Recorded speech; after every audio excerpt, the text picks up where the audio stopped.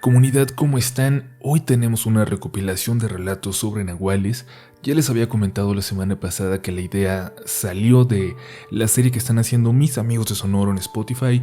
Y antes de pasar al relato de hoy, chequen estos 30 segunditos de ese proyecto. En la oscuridad de la noche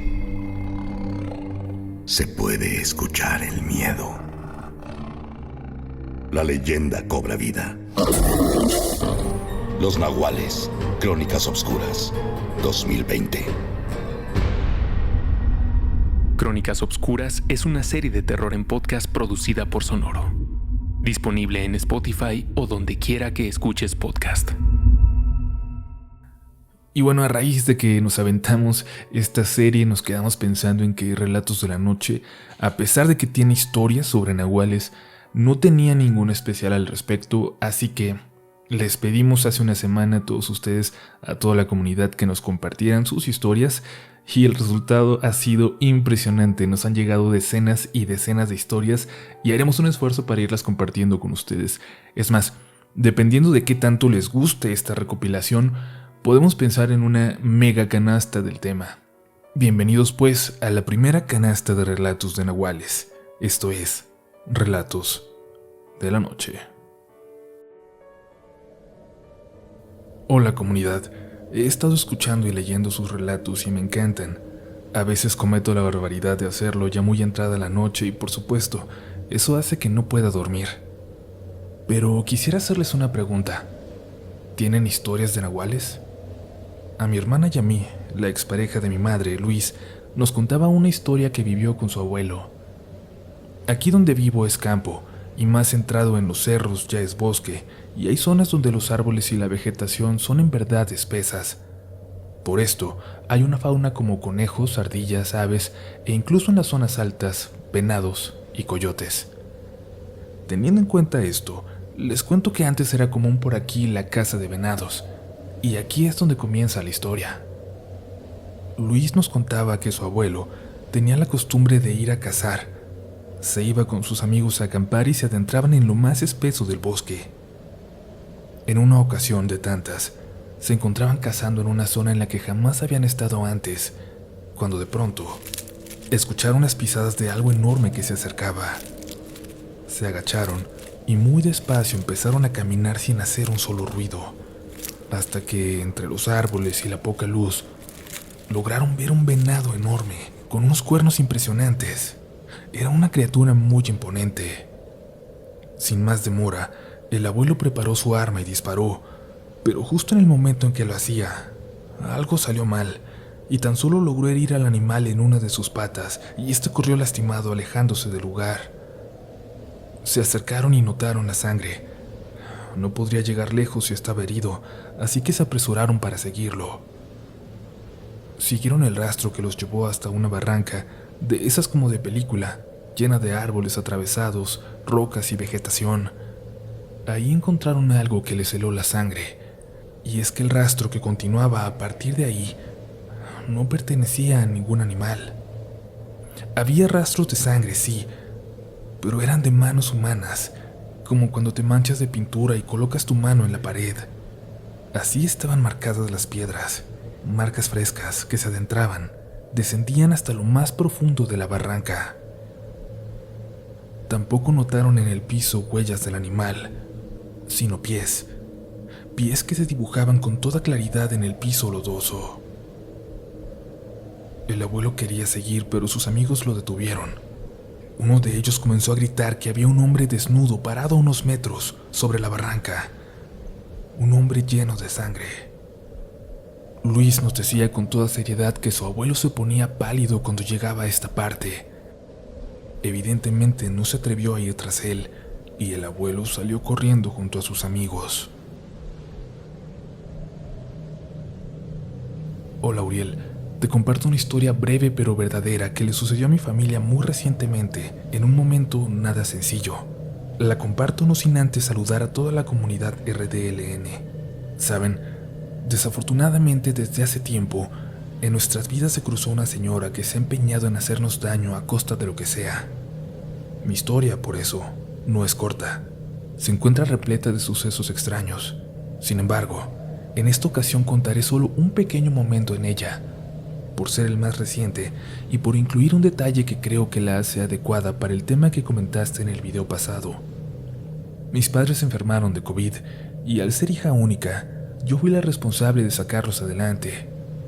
Todas las consultas a los doctores que los atendieron fueron a través de WhatsApp. Nadie entraba a la casa, a nadie le comentamos, pero de alguna forma, esta persona de la que les hablo pareció enterarse.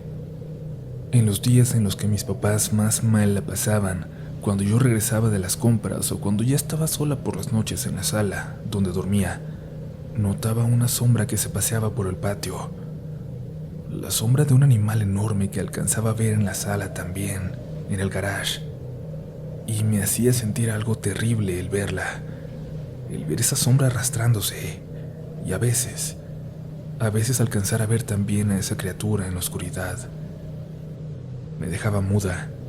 De hecho, el solo recordarlo me provoca escalofríos. Lo más fuerte que me sucedió fue en una ocasión en la que, al meter el automóvil, abrir la puerta y bajarme para cerrar el portón, vi a ese animal corriendo desde la calle hacia mí, pero se desvaneció tan pronto pasó por aquella puerta que aún estaba abierta.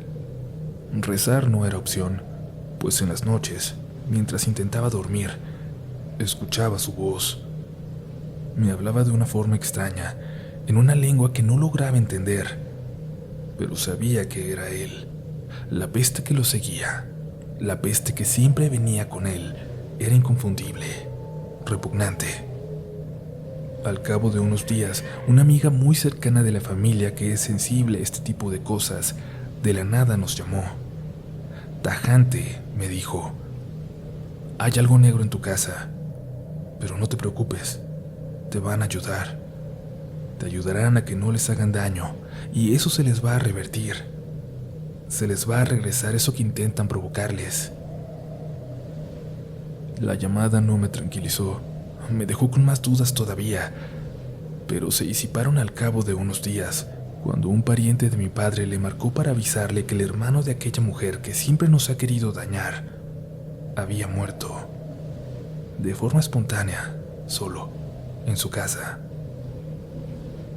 No sé aún si es coincidencia, pero en el pueblo se decía que aquel señor se convertía en nahual. Lo más curioso es que a partir de ese día ha regresado la paz a mi casa y con el tiempo mis papás mejoraron y continúan con su recuperación. Gracias por leerme. Antes de pasar al resto de estos relatos, les recordamos suscribirse a este medio para que estén al tanto de todo nuestro nuevo contenido y sean los primeros en escuchar, y también que nos sigan en nuestras redes sociales, sobre todo en Twitter e Instagram, donde nos pueden encontrar como RDLN Oficial. Seguimos, que hay más relatos de la noche. Trabajo en un campamento en un pueblo mágico del que se cuenta y se habla de chaneques, de brujas, nahuales y toda clase de seres misteriosos. Tengo 2 experiencias en este lugar. Entré hace 4 años a trabajar ahí. Siempre había trabajado en oficinas, así que cuando lo hice, para mí era un sueño. Todo en aquel campamento, en medio de la naturaleza, me parecía mágico e increíble. En la primera ocasión que fui lo hice como voluntaria para estar con mi mejor amiga. No iba con la ilusión de trabajar ahí o convivir con los niños, sino para divertirme. Pero al pasar de esa semana me enamoré de los niños, de convivir con ellos, de sus diferentes programas y actividades, las que les ponen siempre de acuerdo a sus edades.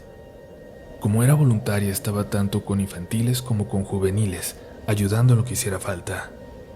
Recuerdo bien que desde el lunes que llegamos al campamento, los infantiles querían que les contáramos historias de terror, pero para no sugestionarlos para el resto del campamento, para no asustarlos, decidimos no contarles nada.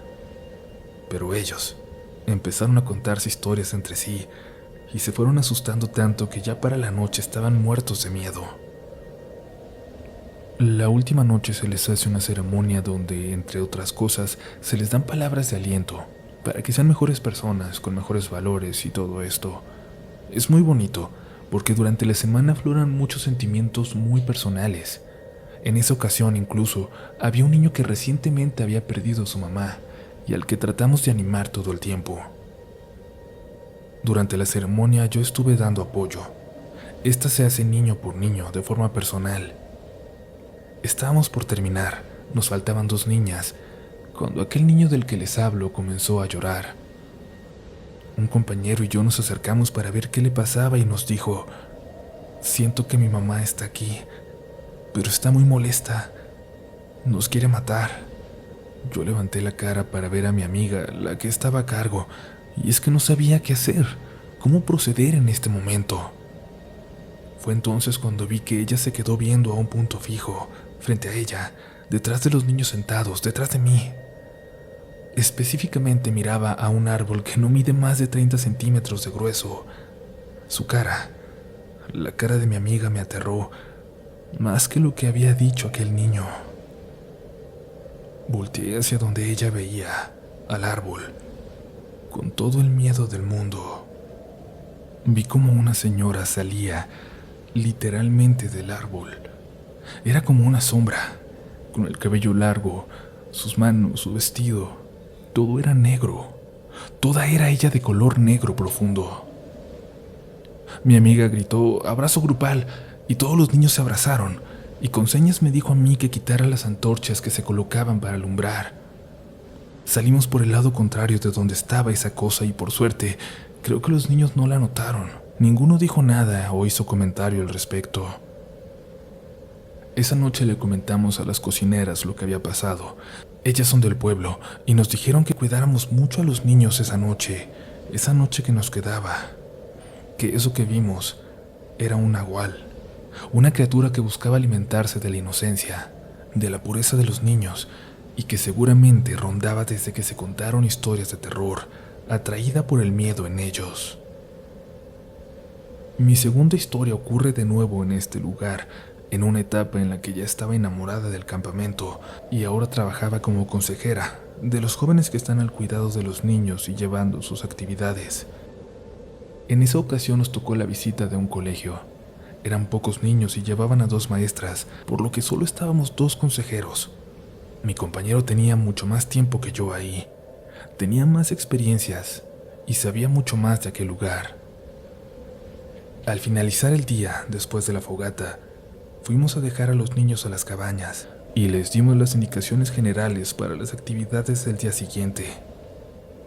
Ya camino a nuestras cabañas, pasamos por un espacio que da hacia el río. Ahí hay un sendero, una bajadita, muy cerca de donde me habían asustado la vez anterior. Había muchas luciérnagas esa noche, miles, y mi compañero y yo nos quedamos embobados. Nos sentamos solo para verlas.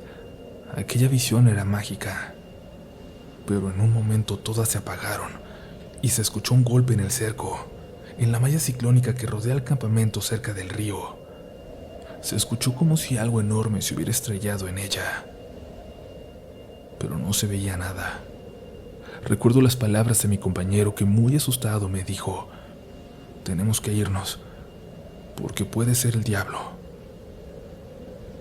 Yo, entre una risa, no sé si nerviosa, y el miedo, le dije que estaba bien, pero con toda la calma del mundo, y es que quería saber qué era aquello que escuchamos. De pronto escuchamos algo, un sonido como de un cerdo, y salimos corriendo tan rápido como podíamos mientras escuchábamos cómo algo nos seguía de cerca. Entramos deprisa a nuestras cabañas, sintiendo como esta cosa casi nos soplaba en la espalda. La cabaña de mi compañero estaba justo al lado de la mía. Recuerdo cómo me gritaba desde la suya que por ningún motivo fuera a abrir la puerta. No miento, toda la noche escuché que algo golpeaba la puerta de mi cabaña. Cuando amaneció nos dimos cuenta de que estaba muy rasguñada y los de mantenimiento me dijeron que había sido un nahual, sin duda, lo que nos siguió la noche anterior. Y déjenme decirles que los de mantenimiento y los de cocina, que son de ahí, de ese lugar, nos cuentan que para que un nahual sea un nahual, solo hay 2 formas: ser maldito por algún brujo u otro nahual el día de tu nacimiento, o por herencia. Ese lugar, ese campamento, es un espacio que todo el año está verde, ni en sequía se marchita. El pasto, los árboles, siempre están verdes. Es un lugar para volverte uno con la naturaleza, pero siempre teniendo cuidado con lo que puede salir de ella. Gracias por leerme, y espero que nunca se encuentren como yo, con algo que no pueden entender.